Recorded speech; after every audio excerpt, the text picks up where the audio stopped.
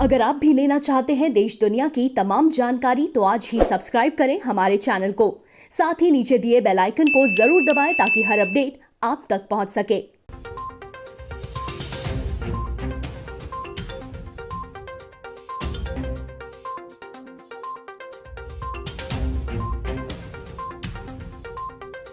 नमस्कार, प्रभाव साक्षी news network पर आप सभी का स्वागत है। देश में कोरोना वायरस के संक्रमण के मामले लगातार बढ़ रहे हैं और अब ये आंकड़ा 25,000 पहुंच चुका है। 787 लोगों की मृत्यु हो चुकी है और अगर देखें तो 5200 से ज्यादा लोग अब तक स्वस्थ होकर घर जा चुके हैं, कोरोना वायरस को हरा चुके हैं। इस बीच स्वास्थ्य मंत्रालय ने आंकड़ों के हवाले से कहा है कि जो संक्रमण के फैलने की दर है, संक्रमण की जो वृद्धि की दर है, वो गिरकर 6% पर आ गई है, जो कि राहत भरी बात है। और इस बीच एक खासतौर पे एक बड़ी खबर आ रही है। बड़ी खबर यह है कि दिल्ली की सरकार ने कोविड-19 से लड़ने के जो अभियान है दिल्ली की सरकार के, उसके लिए एक समिति बनाई है। इस समिति के अध्यक्ष हैं डॉक्टर एस.के. सरीन। उन्होंने कहा है कि अगर अभी लॉकडाउन 3 मई के बाद खत्म कर दिया गया तो मामले बिगड़ सकते हैं, वायरस के जो संक्रमण के मामले हैं वो बढ़ सकते हैं। इसलिए उन्होंने सिफारिश की है दिल्ली सरकार को कि 16 मई तक कम से कम ये लॉकडाउन की अवधि बढ़ाई जाए। उन्होंने कहा कि ये जो महामारी है इसको बीच में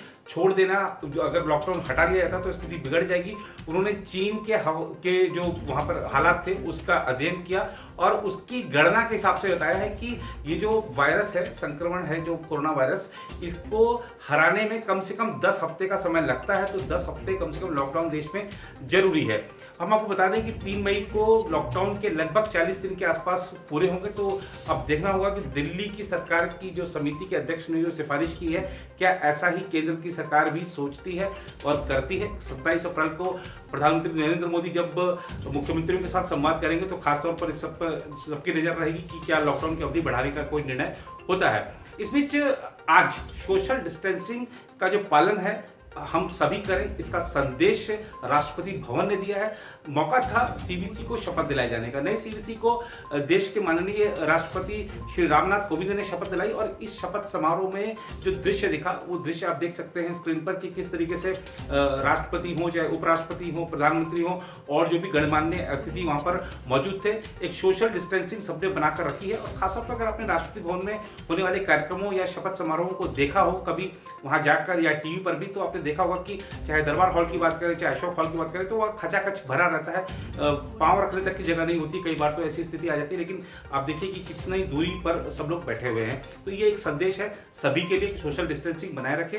और हमने देखा है कि प्रधानमंत्री नरेंद्र मोदी भी जब भी वो एक बैठक के करते हैं, आजकल नियमित तौर पर हम देखते हैं कि किस तरीके से मंत्रियों के साथ एक उचित दूरी पर बैठते हैं या अधिकारियों के साथ एक उचित दूरी पर बैठते हैं। मंत्रालयों में मंत्री भी इसी कवायद में रहते हैं कि सोशल डिस्टेंसिंग बनाए रखी जाए। स्पष्ट संदेश है देश की जनता को कि इस नियमों का पालन करें, तभी लॉकडाउन के नियमों का पालन करेंगे, सोशल डिस्टेंसिंग का पालन करेंगे, तभी हम इसको हरा सकेंगे। और लॉकडाउन में लोगों को कैसे राहत दी जा सकती है, इस पर भी सरकार गंभीर है। अब केंद्रीय गृह मंत्रालय की तरफ से कुछ दिशा निर्देश जारी किए गए कि दुकानों को, जो आम दुकानें हैं, जरूरी चीज़ों की दुकानें, उनको खोलने की अनुमति है। जिसके बाद अफरा तफरी भी दिखी कई बाजारों में कि अधिकांश दुकानें खुल गई। लेकिन जब गृह मंत्रालय की तरफ से स्पष्ट दिशा निर्देश आ गए कि ये जो दुकानें हैं वो ग्रामीण क्षेत्रों में ही सभी तरह की दुकानें खुल सकती हैं और जो मल्टीप्लेक्स हैं या जो मॉल्स हैं या जो शॉपिंग कॉम्प्लेक्स है ये नहीं खुलेंगे। और जो खासतौर पर शहरी क्षेत्रों की बात करें तो वहाँ पर सिर्फ जो रिहायशी इलाकों में जरूरी सामान की दुकानें हैं, सिर्फ वही दुकानें खुलेंगी। और इसके बारे में भी अंतिम निर्णय का जो जिम्मा है वो राज्य सरकारों को सौंप दिया गया कि अपने राज्यों के हालात को देखते हुए आप कोई निर्णय लें। और अगर हम बात करें इस निर्णय की जो लॉकडाउन के बीच में लिए जा रहे हैं, उस पर आज अशोक गहलोत जो कि राजस्थान के मुख्यमंत्री हैं, उनका एक बयान आया। उस बयान में वो केंद्रीय गृह मंत्रालय पर ही निशाना साधते दिखे। दरअसल एक निजी टीवी चैनल के साथ बातचीत में अशोक गहलोत ने कहा कि लॉकडाउन के नियमों के बारे में लगातार गृह मंत्रालय उलझने पैदा कर रहा है। उन्होंने कहा कि जो गृह सचिव हैं वो अधिकांश जो आदेश है वो मौखिक देते हैं, टेलीफोन पर देते हैं, लिखित में कुछ आता नहीं है और इसीलिए जो स्पष्टता है उसका अभाव हो जाता है। उन्होंने कहा कि लॉकडाउन लगा देना आसान है लेकिन इससे बाहर निकलना मुश्किल है। और भी कुछ मुद्दों पर वो केंद्र सरकार से असहमत दिखे। उन्होंने कहा कि 27 तारीख को जब प्रधानमंत्री के साथ संवाद होगा तब हम अपनी बात रखेंगे। और इसी प्रकार से अगर हम राजनीति की ही बात करें तो पश्चिम बंगाल की जो तृणमूल कांग्रेस सत्तारूढ़ पार्टी है वहाँ पे उसने भी केंद्र सरकार पर निशाना साधा है और केंद्रीय टीम जो वहां पर है उसको बोला है कि वो सिर्फ राजनीति करने आई है। डेरेक ओब्रायन का इस बारे में एक ट्वीट भी आया है, जो कि तृणमूल के राज्यसभा सांसद है। इसी प्रकार से सोनिया गांधी ने आज 5 सुझाव देते हुए प्रधानमंत्री नरेंद्र मोदी को चिट्ठी लिखी और कहा है कि 1 लाख करोड़ का पैकेज गरीबों श्रमिकों को दिया जाना चाहिए। जो किस्तों में जो राहत है, जो EMI देने की जो राहत है, उसको और 3 महीने से ज्यादा बढ़ाया जाना चाहिए। ऐसे उन्होंने 5 सुझाव दिए हैं। और अगर हम बात करें, इस समय जो सबसे गंभीर मुद्दा है प्रवासी श्रमिकों का है। कोरोना वायरस से तो लड़ाई हर प्रदेश का मुख्यमंत्री, देश के प्रधानमंत्री, पूरा देश की सरकार लड़ ही रही है, लेकिन प्रवासी श्रमिकों की समस्या बड़ी गंभीर हो चली है। दिल्ली से इस प्रकार की भी रिपोर्टें मिली कि जैसे सीमाएं सील कर दी गई हैं, तो अब आप इस प्रदेश से उस प्रदेश में नहीं जा सकते हैं। तो आज जो प्रवासी श्रमिक हैं वो कुछ यमुना नदी पार करके जाते भी दिखे, प्रयास करते दिखे।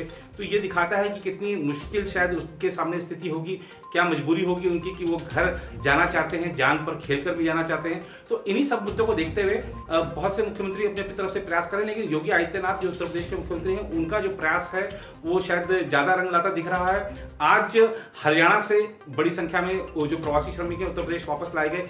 कल रविवार को भी एक बताया जा रहा है कि 11 से 12 हजार प्रवासी श्रमिक जो हैं उनको प्रदेश में लाया जा सकता है।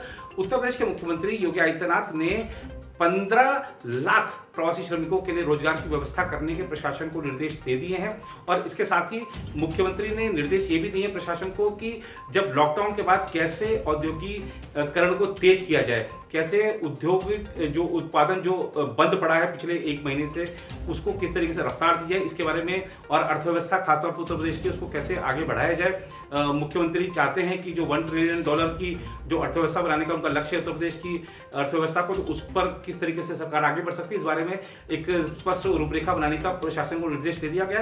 पर जो प्रवासी श्रमिकों की समस्या योगी आदित्यनाथ सुलझाने जा रहे हैं, उसके बारे में आज प्रदेश सरकार के वरिष्ठ अधिकारी अवनीश अवस्थी ने संवाददाता सम्मेलन भी किया। और इस संवाददाता सम्मेलन में उन्होंने जो बड़ी बात कही है उसमें अगर हम देखें तो उन्होंने बताया कि मुख्यमंत्री योगी आदित्यनाथ ने अन्य राज्यों में 14 दिन का पृथकवास पूरा कर चुके उत्तर प्रदेश के श्रमिकों और कामगारों को चरणबद्ध तरीके से वापस लाए जाने के संबंध में निर्देश दिए थे।